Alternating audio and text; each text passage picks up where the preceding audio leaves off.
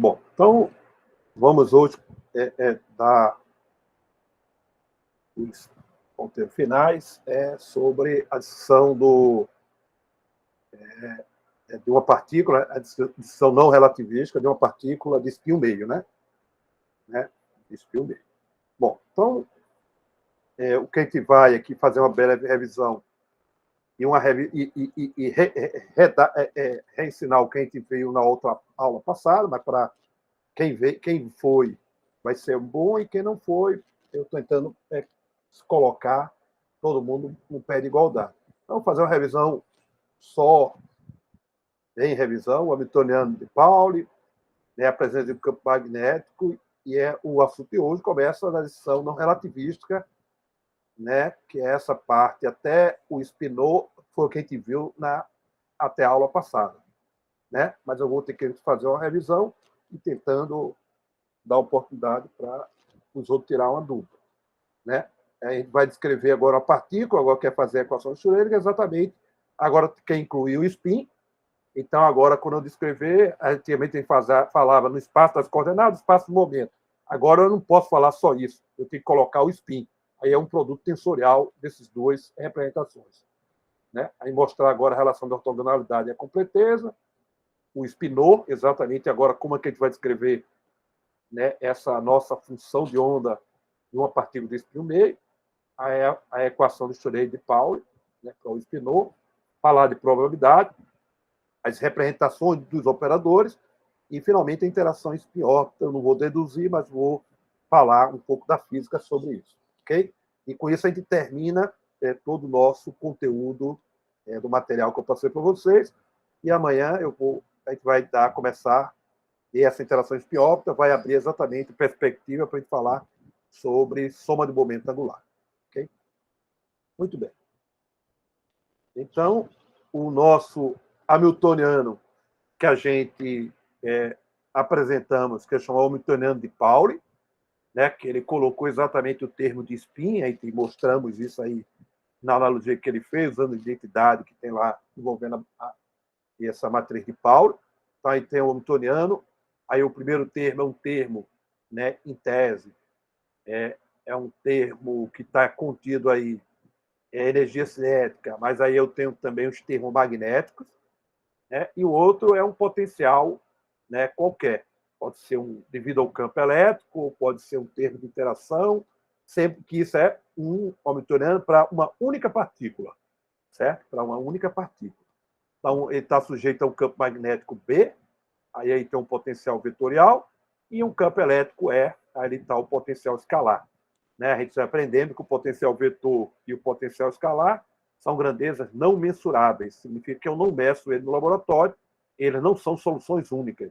Você tem transformações entre A e Φ, né? Ele é determinado a menos de um potencial arbitrário, a gente chama de transformação de calibre, que satisfaz essa equação de campo elétrico e B, que são soluções únicas, portanto, são grandezas mensuráveis. Né? Campo elétrico e campo magnético são grandezas mensuráveis. O A e o Φ não são mensuráveis. Okay? Bom, então eu posso aplicar a identidade, voltar, a gente aplicamos a identidade desse operador da matriz de Pauli, fizemos umas contas, obviamente eu não vou fazer mais, a gente chegamos nisso, o importante, quando a gente desenvolveu aquilo, chegou ao primeiro termo, depois do termo vermelho, esse termo do acoplamento do spin com o campo magnético, que deve ao efeito Zima, que vai dar a origem ao efeito Zima anômalo. Aí eu posso desenvolver esse termo vermelho, fazer toda aquela manipulação, e finalmente a gente chega a esse resultado do nosso Hamiltoniano. Agora sim eu tenho um termo, primeiro, a energia cinética, né, da partícula, os dois termos, um termo com A ao quadrado e o A escalar P, né, o A ao quadrado, esses três que estão aí no meio são termos devido ao campo magnético. Né? É o que a gente chama do efeito Zima.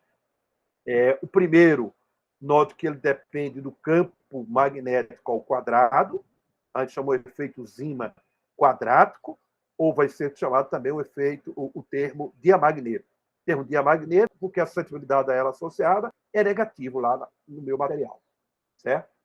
E os outros, que é proporcional ao campo magnético, a gente chama de efeito Zima linear. Né? é que eles são também chamados termo paramagnético. Né? Note que o mínimo de energia é quando o campo está na direção dos momentos, né? Por isso que o termo assustabilidade é positiva a ela associada. Aí eu posso particularizar a minha partícula e colocar ele na presença de um campo magnético constante. Então, se eu colocar um campo magnético constante, onde B é um valor constante, então minha partícula agora eu boto um B constante, então, do eletromagnetismo, eu tenho que o potencial vetor é dado pelo menos 1/2 de R vetorial B. Né? Aí eu substituo lá na equação, e a gente fez essa manipulação e encontramos esse resultado. Então, agora ficou bem explícito o acoplamento do momento angular com o campo, né, que esse é o momento de estar relacionado com o momento de dipolo orbital, e o termo do spin com o campo, que é o termo do momento de dipolo do spin. Né? Que eu posso juntar tudo e escrever nessa forma. Aí explicitamente já aparece aquele 2S, aquele 2, é aquele fator giromagnético determinado experimentalmente. Okay? Aí eu posso também trabalhar um pouco, pegar esse termo todinho em vermelho, que está multiplicando o campo B, chamado meu momento de dipolo. Né? Aí eu posso definir meu momento de dipolo orbital, o momento orbital, o momento de dipolo de spin, meu GL é aproximadamente 2, no nosso caso é 2, porque aquela equação que a gente colocou do Hamiltoniano de Pauli é o limite não relativista da equação de Dirac, que resulta naquela equação. Na equação de Dirac, o G é exatamente igual a 2. Né? Então, é um resultado aproximado, que a gente já viu que esse 2, né, ele não é bem um 2, então ele tem, né, mas é aproximadamente igual a 2. Na teoria de Dirac, dá exatamente 2. Aí, se eu somar μL mais μS, dá aquele termo que está ali, proporcional ao campo B. Aí eu posso reescrever o nosso Hamiltoniano de uma forma mais, eu diria assim, como função higiênica. Né? Aí eu boto o termo em azul, é o termo diamagnético, ou o efeito Zima quadrático, que vai ter a ver com A ao quadrado, então, portanto, com B ao quadrado. E o outro termo do Zima, eu botei só o Zima, mas o termo Zima linear. E o outro, o nosso potencial. E são esses dois termos, que a gente chama do termo paramagnético, porque ele está responsável pelo alinhamento do campo magnético, dos momentos na direção do campo, dá o mínimo de energia, portanto, dá uma suscetibilidade positiva. E o outro é o termo diamagnético. Né? Lá de quando a gente vê que esse termo aí é o termo que é proporcional ao campo magnético ao quadrado, né? O que A tem a ver com aquele R vetorial B, você dá para mostrar que esse aí é proporcional ao B ao quadrado, também às vezes chamado do efeito Zima quadrático, né? Do efeito Zima quadrático. E esse termo aí leva lá no meu material, no meu átomo, o termo de suscetibilidade negativa. Esse termo diamagnético comparado com o termo linear é um termo muito pequeno. Então, essa ordem de grandeza, por enquanto, não nos interessa, porque não vai estar interessado nos seus cálculos quantitativos. Né? Por enquanto, o nosso cálculo quantitativo vai deixar para quando a gente começar a estudar a teoria de perturbação, que a gente vai tratar isso tudo de forma aproximada. Ok?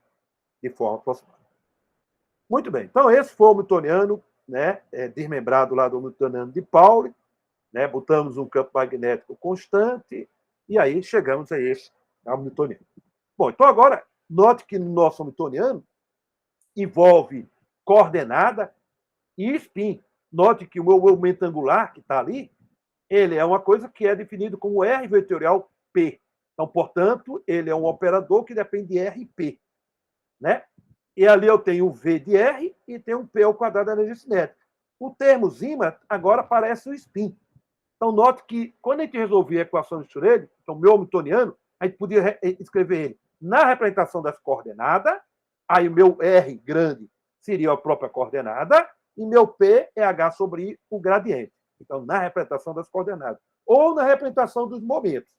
Era assim que a gente estudou antes de falar de spin da partícula. Agora, introduzindo o spin da partícula, então agora o meu espaço, eu não posso mais só falar no espaço das coordenadas, nem só no espaço dos momentos. Eu tenho que também introduzir agora o spin. Então, o meu espaço agora é o espaço produto, um produto tensorial do espaço das coordenadas, vou escolher a coordenada, podia ser o momento, multiplicado pelo espaço dos spin. No caso, meu spin é o spin 1/2, então aquele meu espaço que vai ser os vetores mais e menos, que está relacionado com a componente SZ para cima e SZ para baixo, ou SZ igual a H cortado sobre 2 e menos H cortado sobre 2. Então, note que quando a gente reescreve esse nó hamiltoniano, que agora eu tenho esse detalhe agora do spin, né? Do spin, essa nova variável, esse novo grau de liberdade no nosso sistema, né? Esse meu operador que está aí, esse meu hamiltoniano, no fundo, ele é uma matriz 2x2. Porque a minha matriz que tem lá é uma matriz 2x2. Porque a dimensão do meu espaço, do meu spin, é 2. Então, portanto, isso vai gerar uma matriz 2x2. Então, quando eu resolver a equação minha de Schrödinger, eu vou resolver uma equação de Schrödinger envolvendo um vetor com duas componentes. Certo? Então, é exatamente isso que a gente vai definir o que a gente chama de spinor. Então, o spinor nada mais é do que a nossa função de onda, introduzindo exatamente o spin da minha partícula. No meu caso, é da partícula de spin 1,5. Okay? Então, vamos lá fazer exatamente esse detalhe. Então, aqui eu tenho o nosso panorama que a gente acabamos de falar, e aqui está a equação de Schrödinger de uma forma geral. Note que a equação de Schrödinger do jeito que está aí, ela não está falando que representação eu estou definindo. Então, eu posso escolher a representação das coordenadas, eu pego o meu hamiltoniano e coloco na representação das coordenadas, ou nos próximos momentos. Aí eu vou reescrever a equação de Schrödinger exatamente nessas duas representações. Exatamente a equação de Schrödinger, ou na representação das coordenadas, ou do momento. Mas agora, com o spin, né, eu tenho que introduzir agora meu espaço de estado, exatamente as coordenadas, vou escolher a coordenada, e o spin. Né? E o spin. Então, agora, eu vou reescrever a nossa equação de Schrödinger, e quando reescrever essa equação de Schrödinger, vai ver que ela vai dar uma matriz coluna de duas funções de onda, que está associada spin para cima e spin para baixo, isso a gente chama de spinor. E essa equação é a equação de Schrödinger de Pauli, proposto em 1927, okay? Que a gente vai aqui reescrever. Então, a descrição não relativística da partícula de spin 1,5, eu vou colocar o meu spin, então o meu SZ, S ao quadrado e SZ comútuo, então, portanto, são observáveis comutados, e eu poderia escolher, por exemplo, o P ou qualquer outra variável, o L2, o L, eu vou escolher como observáveis comutáveis a minha coordenada R, cujas componentes é x, y, z, a gente escreve letra maiúscula operadores, e o S2 e o SZ, introduzindo o termo do meu spin. Então, agora, esses são os observáveis comutáveis, e o meu espaço de estado vai ser um espaço do produto tensorial associado à coordenada e ao spin, certo? Para quem descreve o meu spin. Então, é exatamente esse que eu tenho. No espaço dos meus spins, esse espaço aí, desse espaço mais ou menos, que ele vai chamar a cada vetorzinho desse de um epsilon. O epsilon pode ser mais ou 1. Né? E aí eu sei como atua o S2 e o SZ. Então, o S2 e o SZ atua no espaço ES do spin. E a outra é o espaço das coordenadas. O espaço R, que eu estou falando do espaço das coordenadas, eu vou reescrever aquela equação de Schrödinger nesse espaço, que vai ser o produto de ER com ES. Então, esse é o espaço das coordenadas. O nosso espaço que a gente vai descrever essa partícula é o espaço produto entre eles, cujo meu vetor agora vai ser escrito assim. Né? É o R, que está associado ao espaço das coordenadas, e o epsilon, que tem a ver que é mais ou menos, spin para cima, spin para baixo, conforme está representado aqueles dois estados que estão ali. Então, esse é o nosso produto tensorial. Então, as coordenadas atuam no R e os spins atuam no epsilon.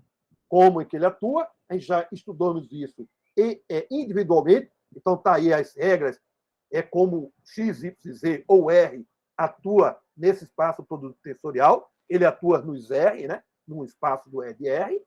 Então, ele satisfaz isso. E o S2 e o SZ satisfaz essa equação. No caso, como o meu spin é 1,5, então ele dá exatamente o S2 quando atuar, dá 3/4 de H quadrado. Opa! Como o senhor fez agora no produto temporal, esse epsilon vai ser apenas, vai ter o mesmo valor que um grau de liberdade a mais na equação. Essa é a única diferença? Exatamente. Esse novo grau de liberdade, que tem a ver com o spin para cima e o spin para baixo. Exatamente isso. Esse é o novo grau de liberdade que a gente está introduzindo. Ok? Então, agora eu tenho os spins atuam nos épsilon e as coordenadas atuam. E eu sei também como é que o momento atua nesse espaço das coordenadas, que a gente já estudamos isso lá em Quântica 1. Então, toda a análise que a gente fez da mecânica quântica sem spin já foi feita. O que a gente está introduzindo agora é o spin, e agora a gente está introduzindo no nosso espaço, que é esse grau de liberdade, como o Mariano está falando, que é esse épsilon, que tem a ver com spin para cima e spin para baixo, da componente SZ. Então, note que esse épsilon ele tem a ver com o SZ. Ele é autovetor de S2 e SZ, que eles comutam simultaneamente. Aí, então, professor, esse epsilon vai ser um espaço de Hilbert de 2 dimensões, né? 2 dimensões. E o Certo. outro dimensão infinita. Aí, esse produto tensorial entre R e epsilon continua dentro do espaço de Hilbert ou não? O nosso espaço de Hilbert agora é esse aí. Exatamente. Tá. Continua o meu espaço de Hilbert agora é esse produto tensorial. É o produto exatamente entre o R e o epsilon. Certo? Então, aí, o R eu sei como satisfaz a relação de ortogonalidade e completeza. O epsilon agora também. Note que o R, por ser contínuo, a relação de ortogonalidade é os delta de Dirac. E o epsilon, por ser discreto, é os delta de Kronecker. Né? Então, agora eu posso redefinir, fazendo a ideia dessas duas grandezas que a gente descrevemos individualmente, e escrever relações exatamente de ortogonalidade. Então, agora, produto ortogonal, o produto entre o meu sketch agora do espaço produto tensorial, satisfaz exatamente essa relação de ortogonalidade.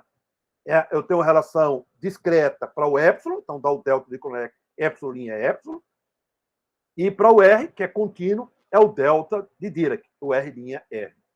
Certo? E a mesma coisa eu tenho agora a relação de completeza, então exatamente a nossa relação de completeza, eu tenho que somar em epsilon, porque eu tenho agora, meu épsilon vai ser mais ou menos 1, e tem uma integral, que é exatamente aquela identidade de Dirac, né? A identidade de Dirac, que é a integral de D3R, né?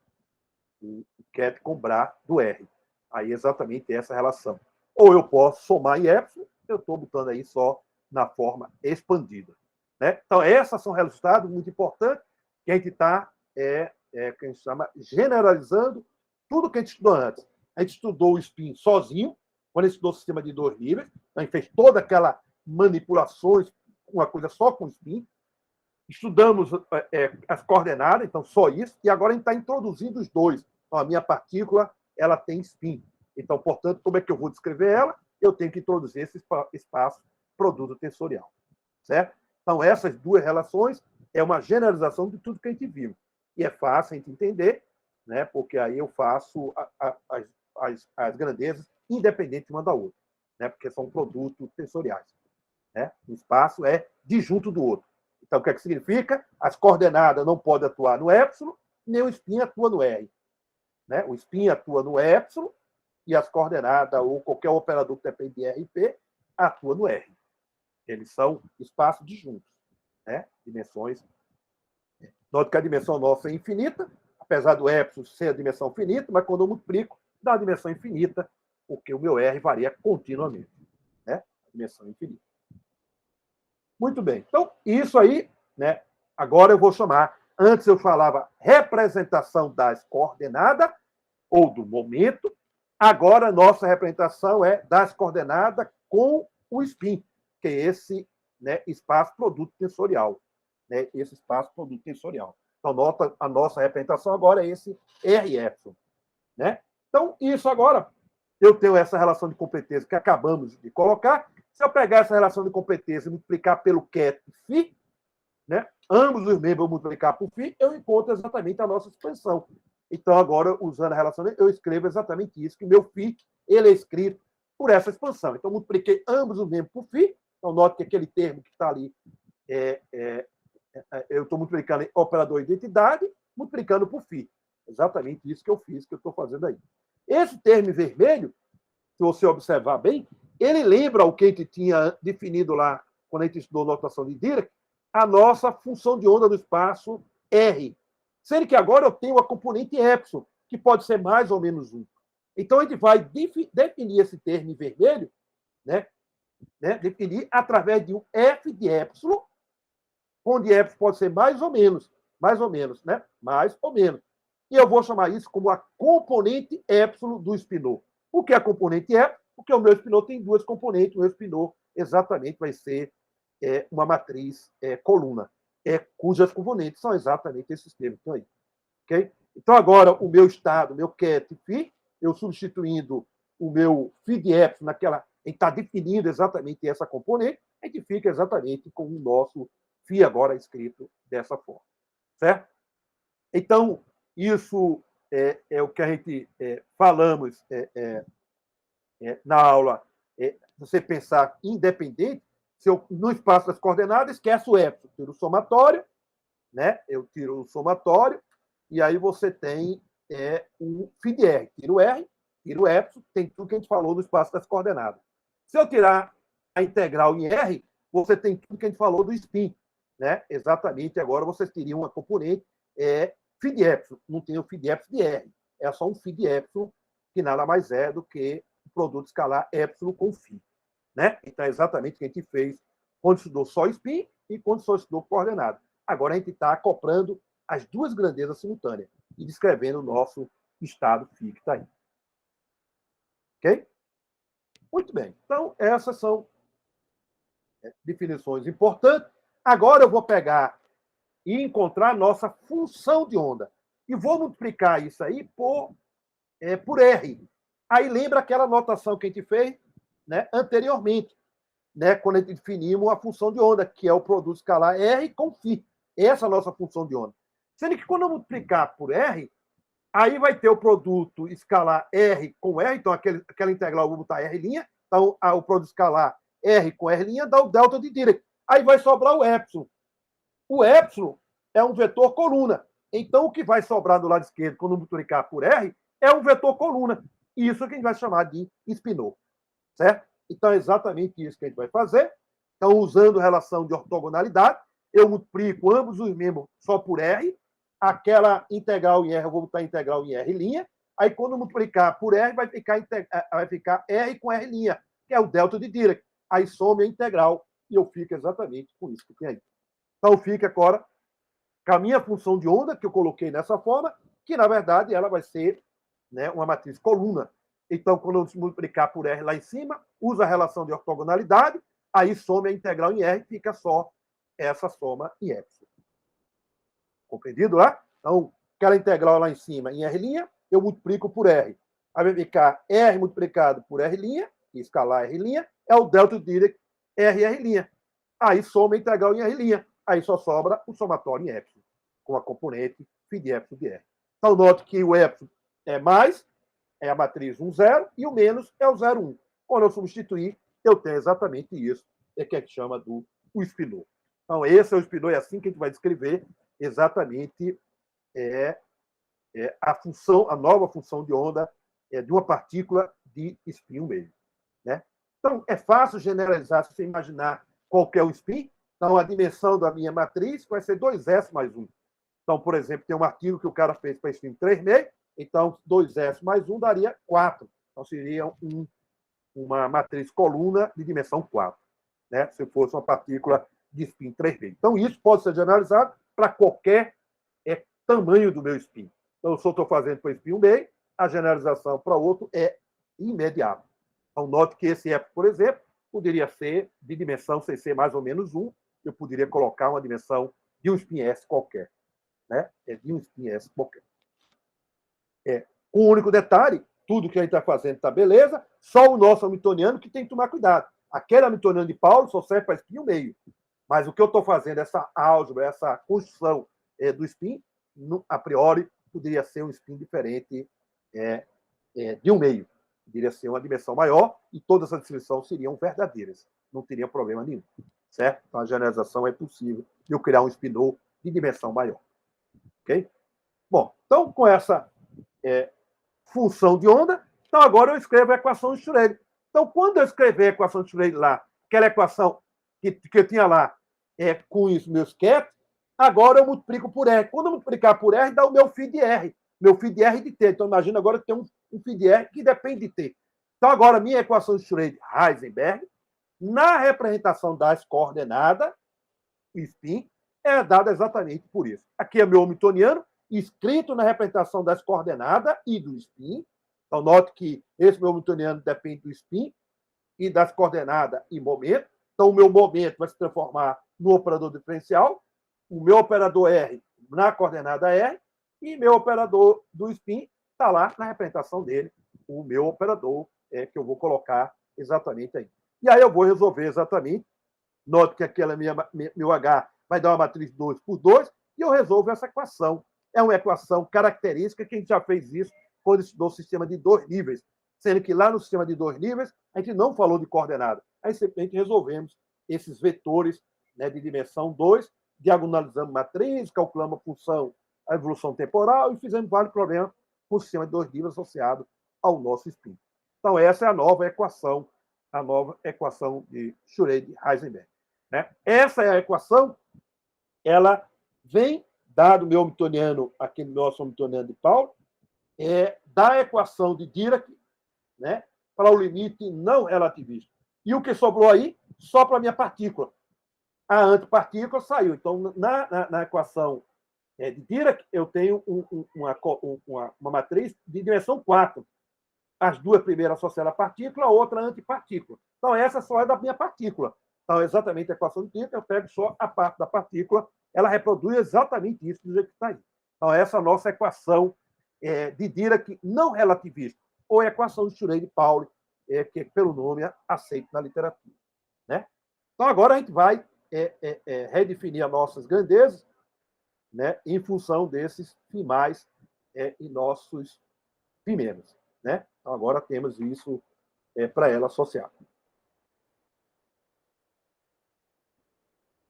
Muito bem.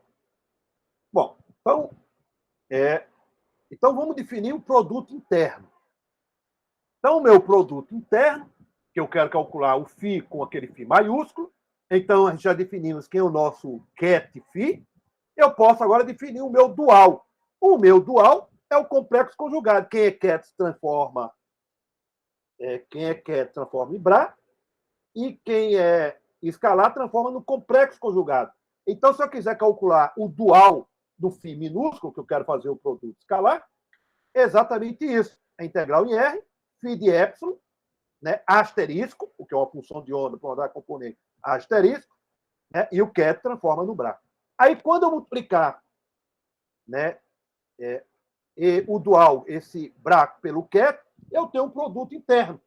Né? Aí eu vou usar a relação de ortogonalidade.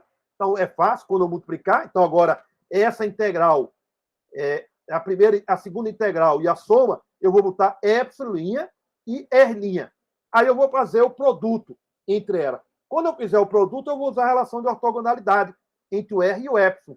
Aí, quando eu usar a relação de ortogonalidade, a gente exatamente reduz a uma única integral em r e uma única integral em epsilon.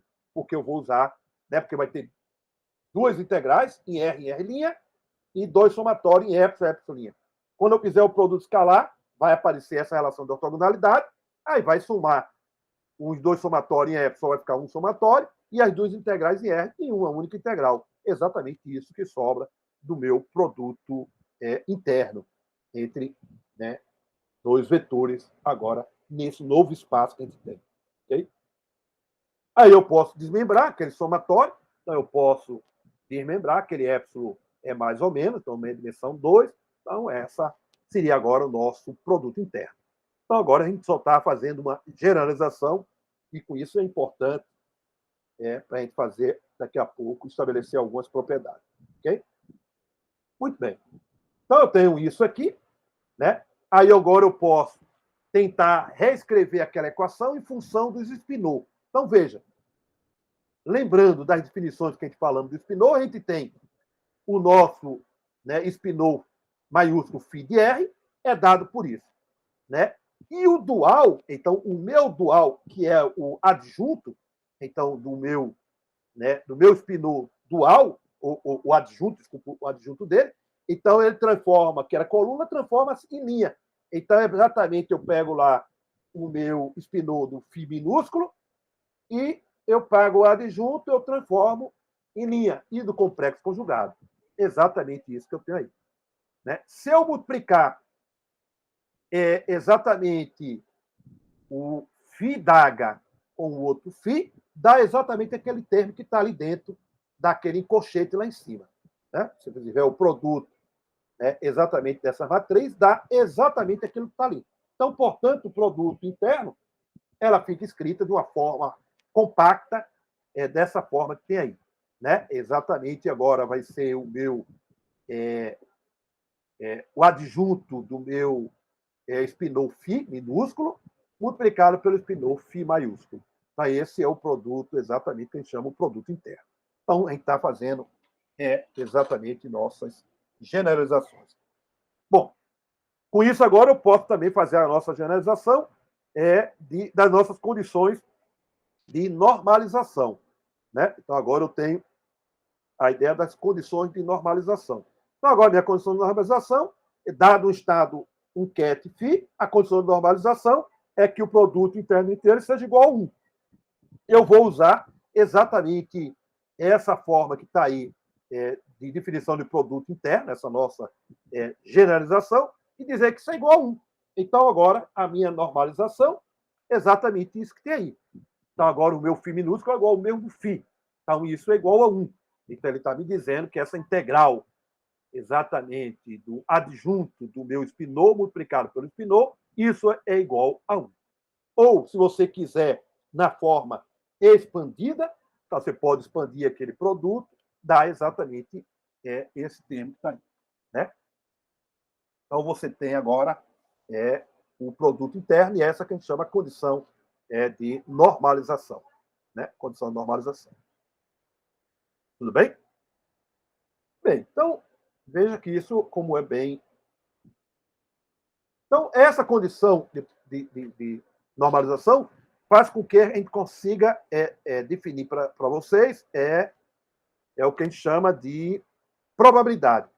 Então, aquele termo que está ali em colchete, de alguma forma, é a nossa densidade de probabilidade total, que ela é composta de um termo positivo e de um termo negativo, que é o spin para cima e o spin para baixo. O SZ para cima e o SZ para baixo. De alguma forma, aquela nova densidade de probabilidade. Então, eu posso definir, então, exatamente a primeira, que é o nosso P de R. Eu botei o P de R, podia ser o ρ. Tudo bem, vou botar o P de R de epsilon, que é uma daquelas componentes que tem ali, ao quadrado. Isso a gente vai chamar da densidade de probabilidade, né? Porque é um termo de densidade, porque eu multiplico pelo volume e integro dá igual a 1. É uma densidade, que a unidade dela é o inverso do volume. Que é multiplicado por volume dá a dimensional, que é igual a 1. Certo? Então, ela é a densidade de probabilidade para encontrar a partícula de spin 1 meio, né, na posição R, com medida epsilon H cortado sobre 2 da componente Z do spin. Então, o spin pode estar para cima e o spin pode estar para baixo. Se eu somar, né, substituir lá, eu fico com essa condição de normalização. Então, a soma em epsilon e a integral de D3 do P de R de E, dessa densidade de probabilidade, ela é igual a 1. Portanto, como está lá em cima, escrita em função da nossa densidade de probabilidade. Tudo bem? Bom, aí eu posso pegar esse termo da integral. Você veja, se eu integrar em R, esse termo da integral, vai sobrar uma grandeza que só depende de epsilon. O que é que ela vai me dizer? Se eu integrar em todo espaço, vai ser a probabilidade de encontrar a partícula no espaço. Né? Então, agora não é na posição, eu integrei na coordenada R, e aí vai sobrar só o epsilon. Então, isso vai significar a probabilidade de encontrar a medida da componente SZ, agora é a probabilidade, não densidade de probabilidade, porque eu integrei em R, né? A medida da componente Z do spin igual a epsilon H cortado sobre 2. Então, essa seria a nossa outra probabilidade. Agora sim, a nossa probabilidade P de epsilon nada mais é do que a integral de D3R desse φ de epsilon de R ao quadrado. Né? Então, note que eu integro em R, sobrou a variável R, aí sobrou só o epsilon, e isso vai me dar a probabilidade de encontrar a partícula de spin meio com medida εh cortado sobre 2 da componente Z do spin. Tudo bem? Então, agora eu também posso escrever aquela condição de normalização em função só de epsilon. Então, aquela integral que está ali é o nosso P de epsilon. Então, a soma de P de epsilon é igual a 1, como é sabida. Ou spin para cima, ou spin para baixo, eu tenho as probabilidades. A soma das probabilidades é igual a 1, que é a dimensão do meu espaço, porque o spin é um meio. Okay? Mais uma vez, tudo que eu tenho aí, eu posso generalizar para um outro tamanho de spin. Então, eu poderia tentar generalizar, não teria problema nenhum. Então, agora eu teria o epsilon, onde epsilon é o tamanho exatamente das medidas que pode ter as componentes do meu spin. Então, o meu não vai ser agora H sobre 2, então agora eu tenho as minhas probabilidades a ela associadas. Então, tudo isso pode ser generalizado para qualquer dimensão do meu spin. Certo? Então, todas essas definições que a gente está fazendo, a não ser só o hamiltoniano de Pauli, que só serve para spin 1 meio. É só aquilo que nos diferencia. Todo isso que está sendo feito aí, ela não tem nenhuma restrição para um outro spin. Ok? Então, isso pode ser feito para qualquer tamanho do meu spin. Então, não só o spin 1 meio, pode ser o spin 1, spin 3 meio, né? Em qualquer tamanho que eu tiver. Ok? Muito bem. Então, com isso aprendido, vamos tentar reescrever essa nossa probabilidade. Né? Então, a probabilidade para encontrar a partícula de spin 1 meio com medida epsilon da componente do spin. Eu vou tentar escrever ela de uma forma mais fácil para vocês, ou de verdade para ser mais fácil para fazer um outro cálculo, como, por exemplo, calcular as medidas do SX.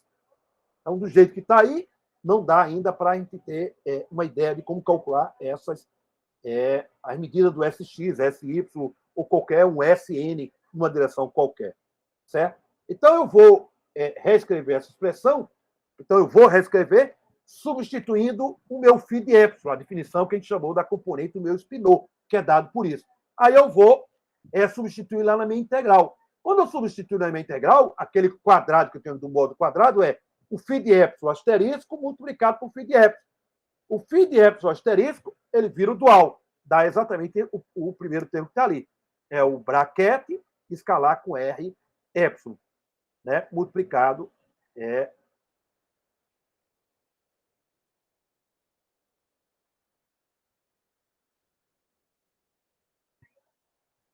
exatamente.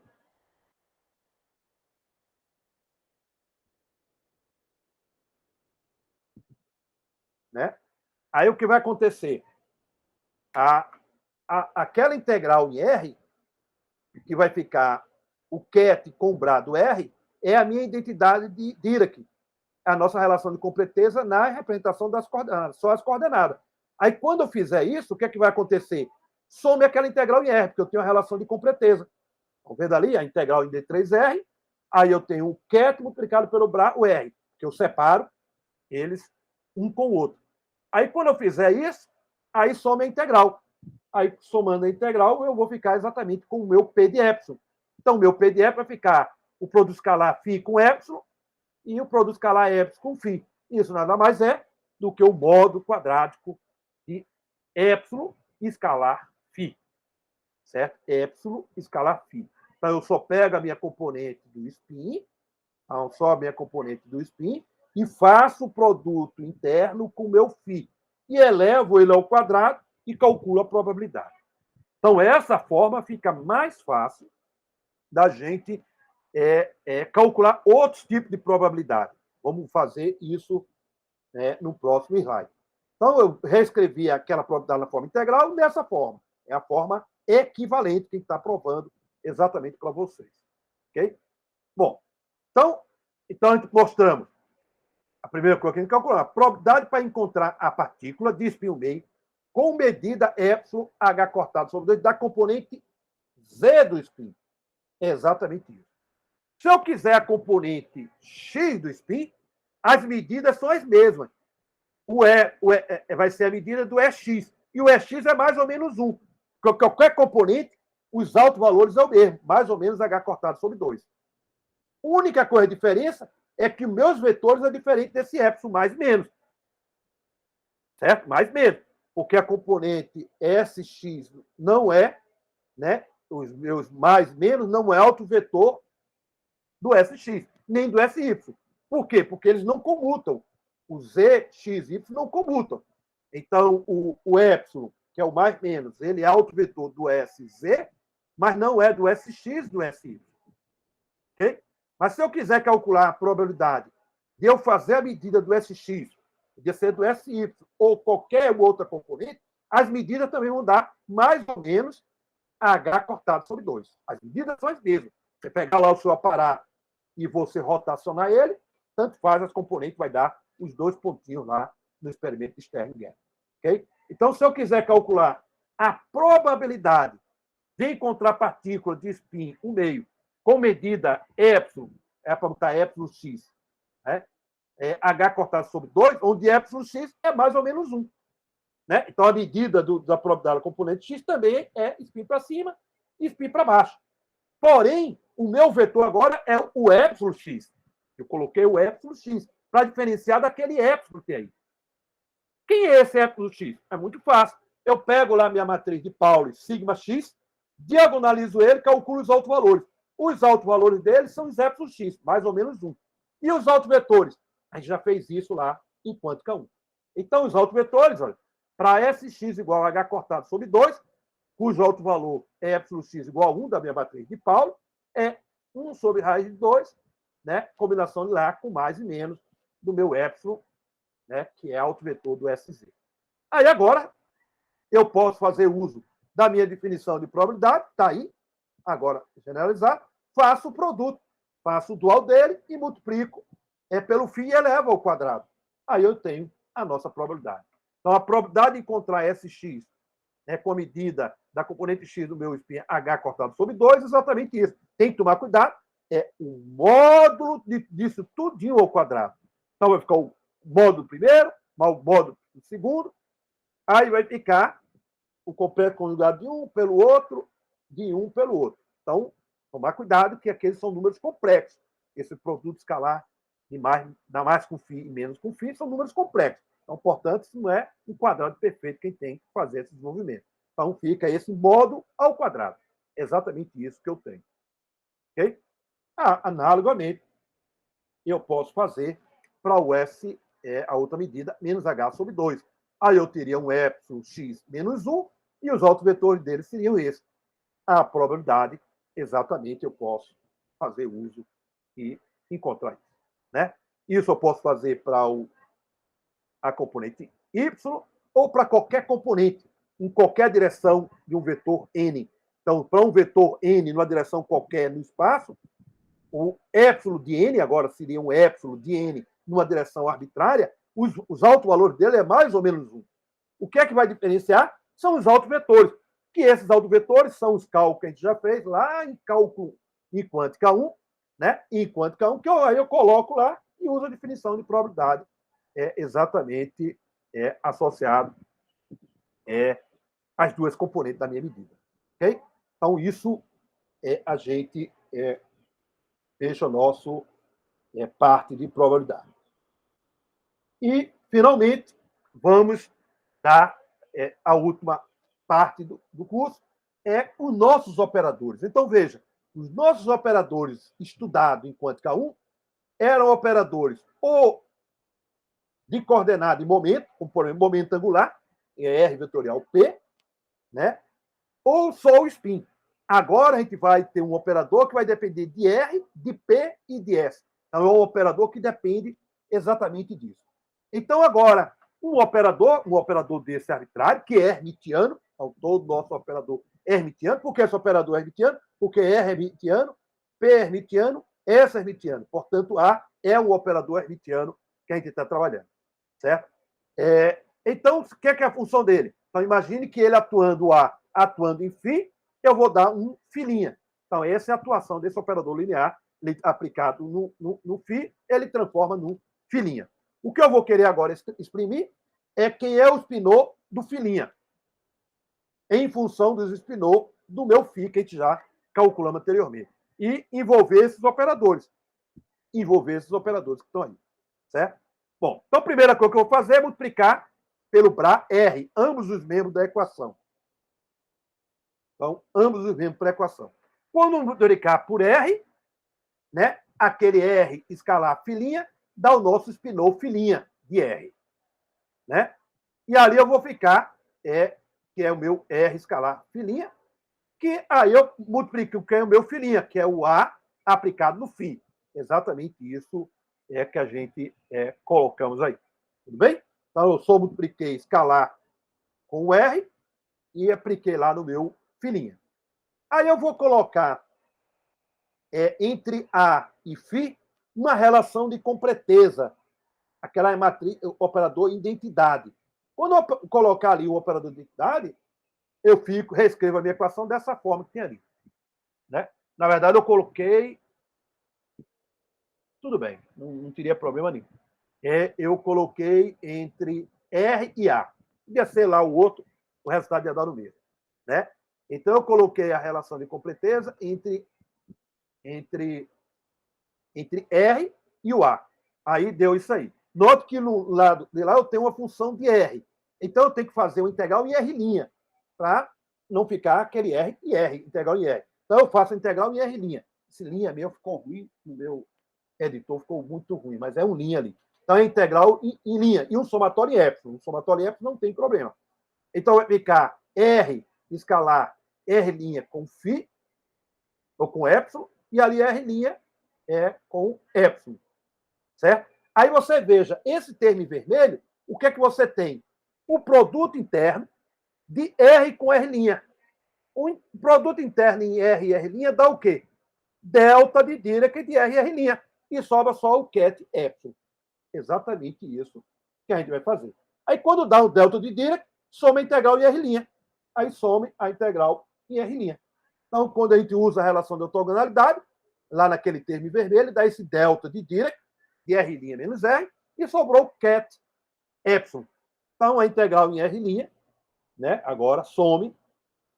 A integral em R' fica só o somatório em epsilon. Tudo bem? Aí, agora, o que é que eu vou fazer? Meto agora uma relação de completeza entre o A e epsilon. Então, como eu disse, podia ter feito antes ou depois, tanto faz. Então, agora eu coloco a relação de completeza entre A e epsilon outra vez. Né? Uma outra eita, somou, tem que sumir aquele R', certo? No meu R'. Não tem mais R', agora é R. Ficou o R'. Só de Ctrl+C, Ctrl+V, deu disso aí. Eu vou corrigir isso aí. Né?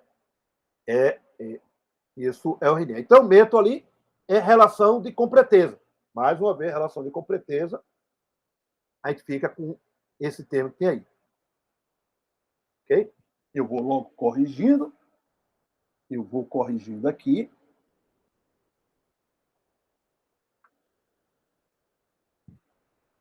Vou corrigindo isso aqui.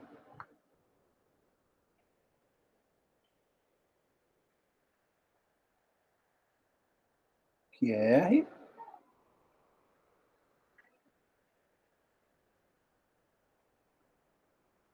Aqui é R, tá? Corrigiu, tá? Então, aqui é R. Né? Então, aqui tá certo. Aqui é R, corrigi. E aqui é R. Ok? Então, beleza. Corrigiu.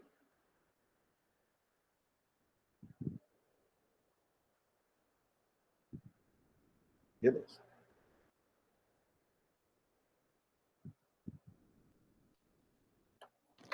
Então, corrigido aí. Corrigida a nossa expressão. Tá, eu botei R' e um somatório em epsilon'. Né? Por que o epsilon'? Porque eu já tenho epsilon, então eu vou botar um somatório em epsilon'.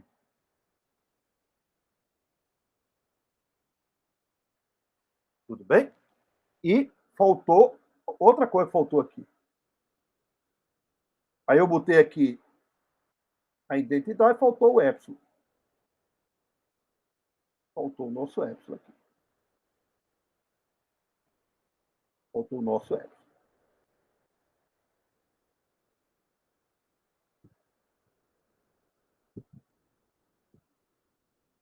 Faltou o nosso epsilon. Ok? Faltou o nosso epsilon. Muito bem. Aí agora você tem esse termo R', epsilon' com φ', nada mais é a definição da componente do meu spinor. Certo? Então é isso que a gente vai fazer. Faltou o epsilon também aqui, depois eu corrijo. Faltou o epsilon ali. Eu só fui o Ctrl+C, Ctrl+V. Né? Então, você tem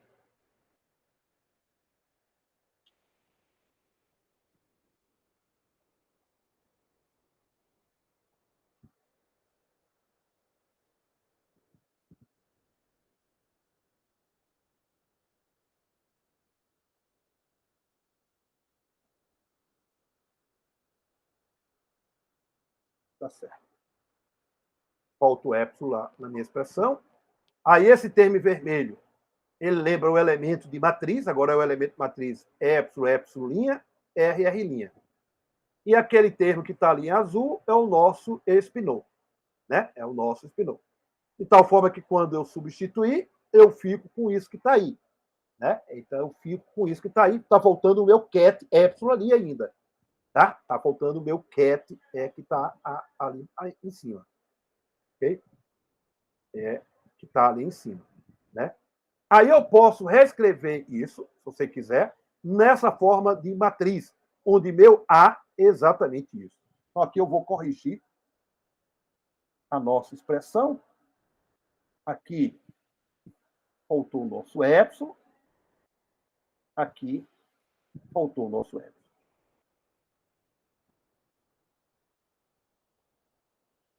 Ok? Agora sim. Agora está ok. Oh. Bagunçou aqui.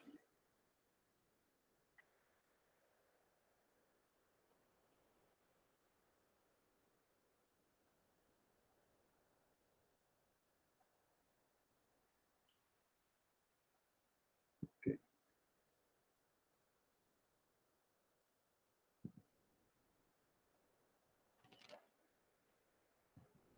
Então, aquele termo que está ali, né, que está naquele somatório em epsilon e epsilon', nada mais é exatamente que eu posso escrever nessa forma. Então, agora, minha matriz exatamente, né, que aí está os elementos mais, menos, mais, menos. Então, se eu fizer esse produto, o meu espinô P de R, ó, quanto erro. Esse negócio de Ctrl+C, Ctrl+V, né? Esse Ctrl+C, Ctrl+V é uma desgraça. Aqui é Φ. Colando aqui. Ó. Aqui é Φ.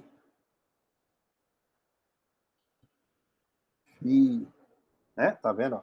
Carrego o Φ aqui, aí vem o Φ para cá. Estou corrigindo já essa expressão. Aqui é Φ. É Φ.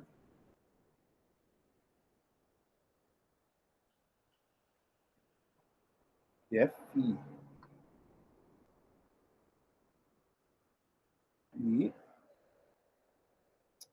E é Φ.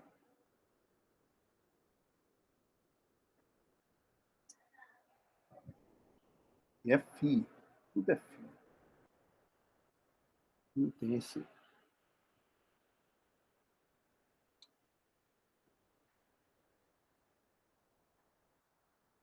Aqui não tem esse Φ aqui, esse linha aqui da vida. Não tem esses. Certo? É só o Φ. Certo? Aqui é o Φ. Aqui é Φ.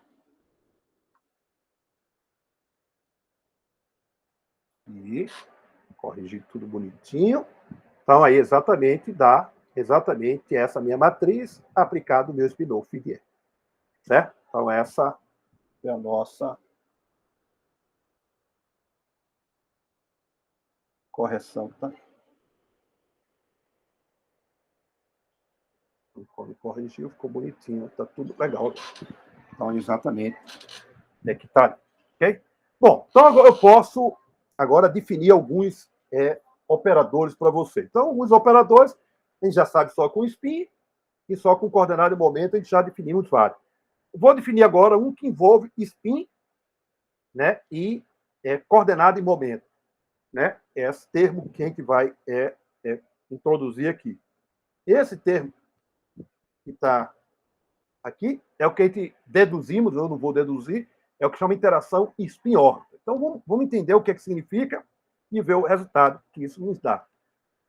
Então, quando você tem, no átomo hidrogenóide, o elétron ao redor do núcleo, o elétron tem um momento angular, então existe um momento angular porque ele está orbitando em torno do núcleo, e tem o spin, que agora é o novo grau de liberdade associado ao meu elétron. Certo? Isso visto no referencial do núcleo, eu vendo o elétron orbitando. Agora eu passo para o referencial do elétron. Quando eu passar para o referencial do elétron, o elétron vai estar parado e ele vai ver o núcleo ao redor dele. Então, se ele está parado, ele não tem mais momento angular L, mas ainda tem o spin S. O S continua lá no meu sistema do referencial do elétron. Quando você vê, ele começar a ver o núcleo ao redor dele, o que é que isso gera? Você agora vai ter uma corrente elétrica. Carga e movimento gera uma corrente elétrica. Se você tem uma corrente elétrica, você vai gerar um campo magnético. Esse é um campo magnético que a gente chama de campo magnético interno do meu sistema. Não é um campo externo, é o meu campo interno. E como é que eu calculo isso? Usando eletromagnetismo, lei de Biot-Savart. Então, eu tenho um campo magnético exatamente no centro de uma espira. A gente fez esse cálculo na aula passada. Então, agora, em cima do elétron, eu vejo agora um campo magnético causado por causa dessa corrente acoplada com o momento de dipolo do spin, somente o spin, porque não tem mais momento angular, porque ele não está em movimento. Então, eu tenho agora um termo de interação. Então, essa é a energia fóton negativo. Oh, tantos erros, tem um negativo aí. Aí você tem essa energia que eu vou chamar de interação L com S, vou explicar por quê, que é o produto momento de dipolo μs com esse campo interno, lei de Biot-Savart. Lei de Biot-Savart. Uma carga ZE ao redor do elétron. Aí a gente consegue mostrar, fazendo esse cálculo que a gente mostramos na aula passada, que essa interação ela é escrita através de um gama de R, que é dado exatamente em função disso, que é a massa do elétron, né? Aí o C, né, a velocidade da luz, e V a nossa energia potencial. E tem um negativo aqui. Tem um negativo aqui. A energia de interação tem. Então, essa interação é a que a gente chama a interação spin-órbita. Então, note que isso é um operador que envolve agora não só coordenada de movimento e spin, sim acoplamento entre elas. Então, essa grandeza aí, ela vai ter uma importância para a nossa aula de amanhã. Eu vou explicar por quê. Então, vamos ver o efeito da interação spin-órbita. Então, imagine o nosso hamiltoniano, o nosso elétron, o nosso átomo de hidrogênio, que a gente está querendo introduzir, colocar um campo magnético. Então, o meu H0 é o que a gente deduzimos até agora, o hamiltoniano de Pauli. Então, é o efeito do campo magnético, é o H0, tá aí. E o termo ômega DLS é a nossa interação em spin-órbita. Então, se eu quero descrever agora o meu elétron, né, com esse acoplamento, a primeira pergunta é, né, eu posso escolher essa base, onde K é o número principal, então L é o valor do meu momento angular orbital, S é o valor do spin, que é 1/2, ML é a componente de L, que é menos L a L, e MS mais ou menos 1. Aí essa pergunta é, essa base é adequada para descrever esse sistema? Então, note que agora o meu átomo de hidrogênio, eu já introduzi um termo a mais, a interação spin-órbita. Então, para essa base ser adequada, o ML e o MS tem que ser números quânticos. A gente chama em mecânica quântica de bons números quânticos. E o que é um bom número quântico? Vamos entender o que é um bom número quântico.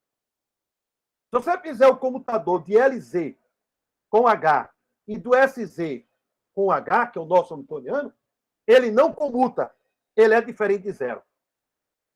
Né? Se ele não comuta, quer dizer, se ele não comuta entre si, significa que o LZ e o SZ não são constantes de movimento.